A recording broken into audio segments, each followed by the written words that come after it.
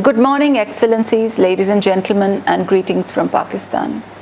I would like to begin by thanking the Government of Korea not only for convening this important seminar, but also for their efforts to promote regional collaboration and for highlighting the interlinkages between public health and socioeconomic concerns, which COVID-19 has so brutally brought to bear. In fact, COVID-19 has reminded us how important health systems are.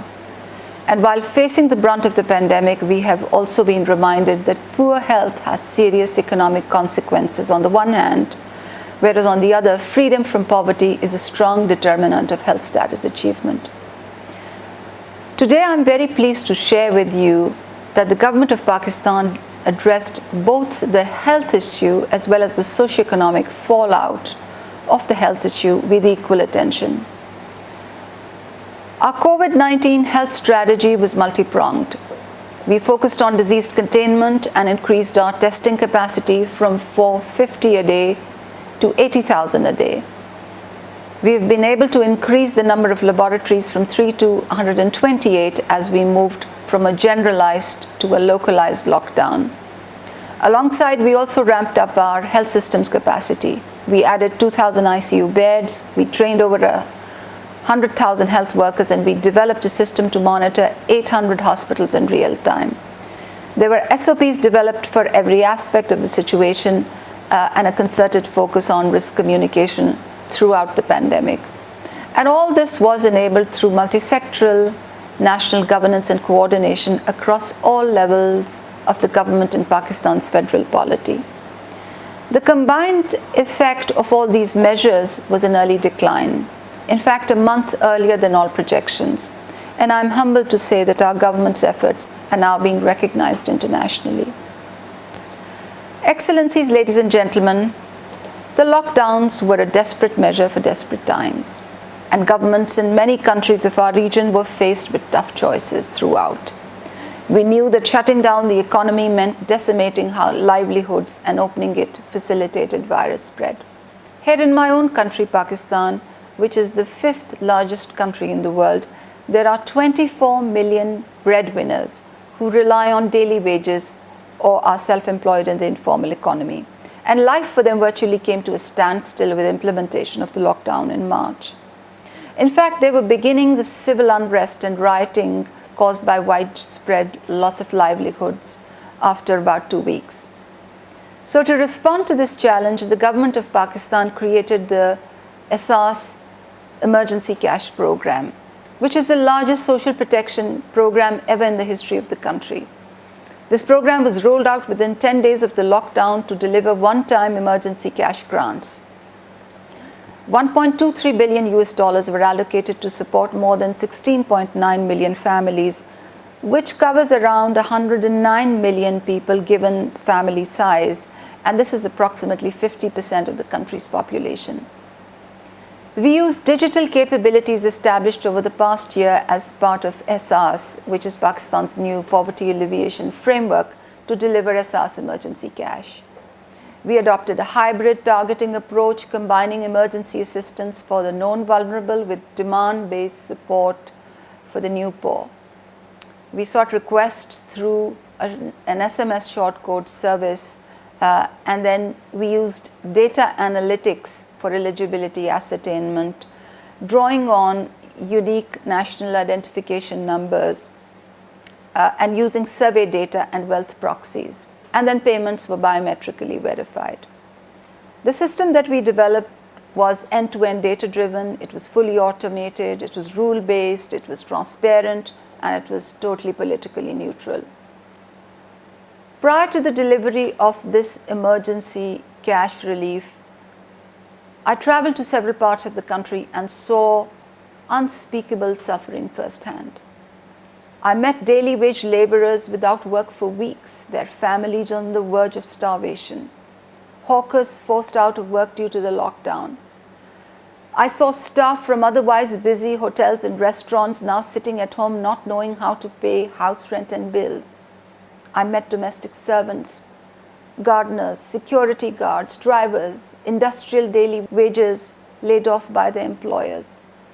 I met fishermen and miners not knowing what to do with their work settings suddenly coming to a halt.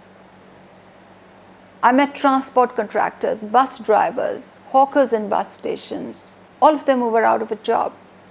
There were beauticians and barbers who would otherwise make a decent living with suddenly no customers. There were millions of shopkeepers in our cash disbursement points who had been on the verge of hunger with their savings consumed and who were living behind the shutters of their closed shops. There were teachers in private schools with severance letters. There were electricians, welders, painters, carpenters, plumbers, car mechanics, construction labor not knowing where the next meal was coming from. I met taxi drivers who had not had passengers for weeks on end.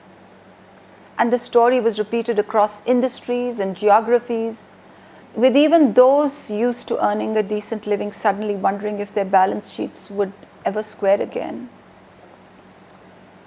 The rupees 12,000 or the 75 US dollars that we were giving to these families brought stability, and it brought much comfort to millions of families.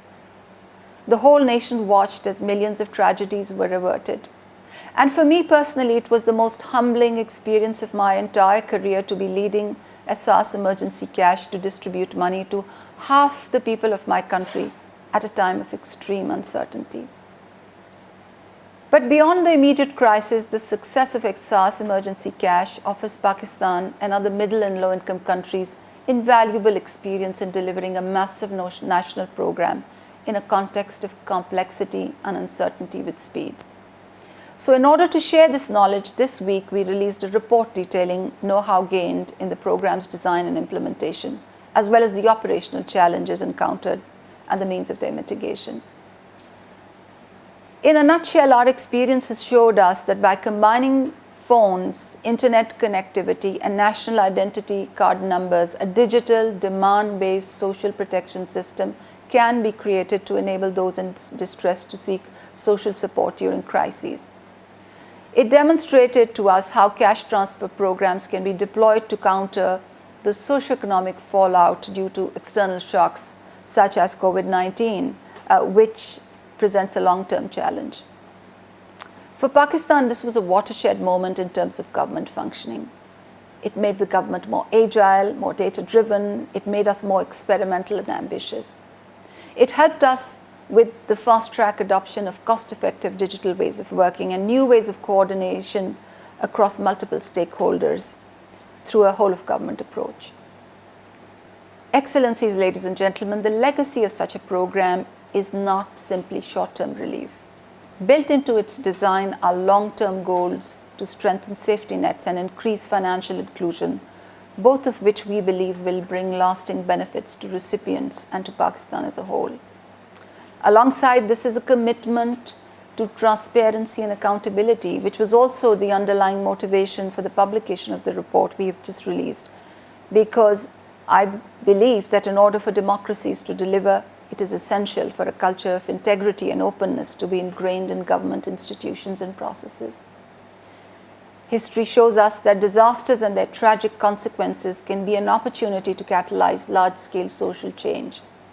And our experience in Pakistan leads us to believe that it is possible to rise to the occasion. So it may be a bit cliched, but this crisis, the COVID-19 crisis, may well have a silver lining. We need to bring to bear that the cost of COVID-19 is not limited to lives lost and morbidity. The cost of COVID-19 is staggering in terms of hunger, children dropping out of school, and foregone healthcare. And as always, it is the women and children that are disproportionately going to bear the brunt of this tragedy. In fact, COVID-19 is threatening to reverse 3 decades of gains in poverty eradication. The MDG on poverty eradication was achieved 5 years ahead of schedule, but now with the corresponding SDG, we are sadly moving backwards and fast. The scale of the action demanded from the world is unprecedented, and just to put things in perspective, there are 4 billion individuals in this world today without social protection. So it is a moral imperative for the international system to prioritize poverty alleviation and social protection, especially in view of a possible protracted crisis which COVID-19 presents and its long-term consequences for vulnerable groups. This is perhaps the worst moment the world has faced since the end of the Second World War. But in our darkest hour, we now have a one-in-a-generation chance to build a fairer world that ends poverty, inequality, and the climate crisis. I believe with imagination and commitment, we can address rising inequality and advance the attainment of SDGs in a post-COVID-19 world. I want to thank the government of Korea once again for playing a catalytic part in a transformation which I believe must happen. I thank you.